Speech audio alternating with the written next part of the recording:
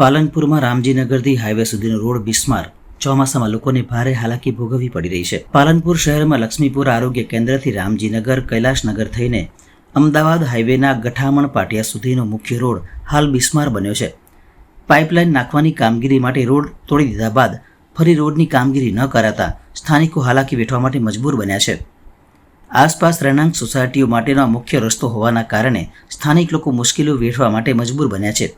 જોકે સ્થાનિકોએ જણાવ્યું હતું કે આ અંગે અનેકવાર રજૂઆતો કરવામાં આવી છે, પરંતુ નવીન રોડ બનાવવામાં આવ્યો નથી, જેના કારણે ચોમાસામાં પાણી ભરાઈ જતાં ચાલવું પણ મુશ્કેલ બને છે. એટલું જ નહીં, રોજ આ રસ્તેથી 5 સ્કૂલોની 10 બસો પસાર થાય છે. ભૂલકાઓ સવારે રસ્તે મુસાફરી કરે છે, તેમજ આજુબાજુની સોસાયટીના લોકો પણ વાહનો લઈ આ જ રોડનો ઉપયોગ કરે છે.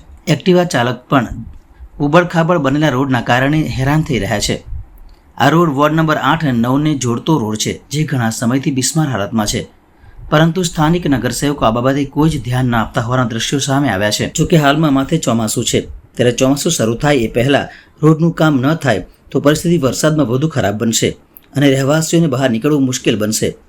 બીજી તરફ જે ભૂગર્ભ લાઇન નાખવામાં આવી છે તેને હાઈવે તરફ હાઈવે ઓથોરિટી હજુ સુધી જોડાણ કરવામાં ન આવતા પાણી રોડ ઉપર જ ભરાઈ રહેવાની પરિસ્થિતિ ઊભી થતી હોવાનું સ્થાનિક લોકોએ જણાવ્યું છે. ત્યારે સમસ્યાનું નિરાકરણ આવે તેવી સ્થાનિકો માંગ કરી રહ્યા છે. પટેલ વિનોદ કુમાર કરસનભાઈ, રામજીનગર રોડ, નવલ પાર્ક સોસાયટી. છેલ્લા કેટલાય સમયથી રામજીનગર રોડમાં પાઇપલાઇનનું ખોદકામ થયેલ છે. વરસાદી પાણીના નિકાલ માટેની પાઇપલાઇન નાખવામાં આવી છે, પણ એને હાઈવે સુધી એનું જોડાણ આપેલ નથી અને એના કારણે વરસાદી પાણી અહીંયા ભરાવો થઈ રહે છે. અહીંયા અવરજવર લક્ષ્મીપુરા ગામને જોડતો માર્ગ છે અને અહીંયા વિદ્યાર્થીઓ, નોકરિયાત વર્ગની અવરજવર અને સવાર અને સ્કૂલમાં જવાનું કે નોકરિયાત જવાનું હોય તો એ અગવડતા પડે છે અને વારંવાર ગાડી પણ અહીંયા ફસાઈ જતી હોય છે. તો આનું નિરાકરણ આવે એ બહુ જરૂરી છે. અગાઉ પણ રજૂઆત કરી છે, લેખિતમાં પણ રજૂઆત કરેલી છે અને કલેક્ટરમાં બધી જગ્યાએ અરજીઓ પણ આપેલી છે, છતાં હજુ સુધી કોઈ નિકાલ આવ્યો નથી. ચોમાસામાં અવરજવરમાં બધી તકલીફો પડે છે. અહીંયા સવાર કેટલીક વખત બસ પણ અહીંયા ફસાઈ ગયેલી છે.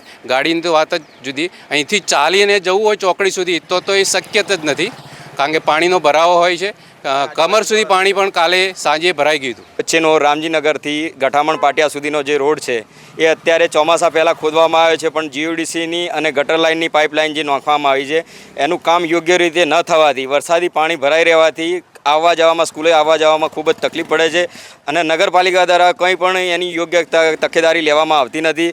અને ગઠામણ પાટિયા જે પાણી ભરાય છે એનું કામ હાઈવેમાં જે પાઇપલાઇન જોડવાનું હોય છે એ હાઈવે ઓથોરિટીએ યોગ્ય રીતે ગટર સફાઈ કરી નથી અને પાણી ભરાઈ રહેવાના લીધે આ લોકોને તકલીફ પડે છે. કાલે રાત્રે પણ ભારે મુસળધાર વરસાદમાં રાધેકૃષ્ણ પાર્ટી પ્લોટમાં આવેલા લોકો, કેટલાય લોકો, યજમાન મહેમાનો લોકોને તકલીફ પડી છે અને આ રામજીનગર રોડ ઉપર આવતી જતી સ્કૂલોની બસોની તકલીફ પડે છે કે જ્યાં સવારે ઉઠતા પૂછવું પડે છે કે ક્યાંય ખાડો કે ભૂવો પડ્યો છે કે નહીં, એ જોવું પડે છે.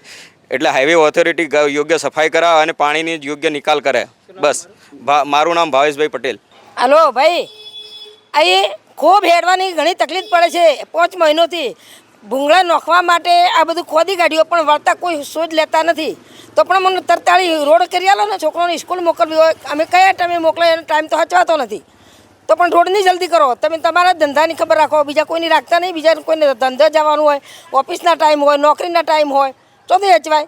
છોકરોને સ્કૂલ મોડું થાય તો લોકો સાહેબો બોલે, તો પછી આટલી બધી તકલીફ ભોગવવાની અમારે. અને જ્યારે વરસાદ આવે એટલે ખાડામાં ગાડી પડે, 10 જણા થઈને તો બહાર કાઢે.